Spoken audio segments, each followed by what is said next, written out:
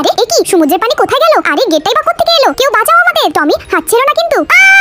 এ কি ওই গেটটা আমাদের কোথায় নিয়ে এলো? তোমরা কারা? প্লিজ আমাদের সাহায্য করো। কি সাহায্য জাহাপনা? আমাদের শহর থেকে আলোর মুক্ত চুরি হয়ে যাচ্ছে, এজন্য আমাদের শহর অন্ধকার হয়ে যাচ্ছে। তোমরাই পারবে আমাদের সাহায্য করতে। অবশ্যই মহারাজ, আমরা সাহায্য করব। আর আমি তোমাদের ওই গুহায় নিয়ে যাব। কিন্তু ওই গুহা তো খুবই অন্ধকার। ভয় পেও না, আমাদের সাবধানে যেতে হবে।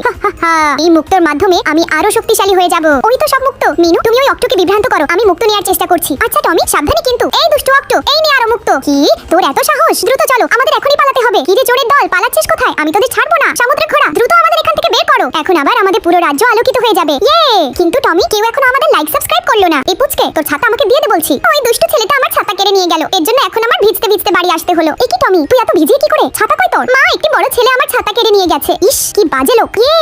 আমার মাথায় একটা বুদ্ধি এসেছে। এবার এই ছাতা চোর বুঝবে কত বৃষ্টিতে কত ছাতা। এর জন্য এখন আমি ছাতার হাতলে সুপার গ্লু লাগিয়ে দিব। এবার যেই না ওই চোর আমার ছাতা কেড়ে নেবে, তখনই সাথে সাথেই খেলা শুরু হবে। কি রে পেচ্ছি, আজও ছাতা নিয়ে এসেছিস? আজকেও আমি তোর ছাতা কেড়ে নিব। কিন্তু এ কি, আমার হাত তো ছাড়াতেই পারছি না।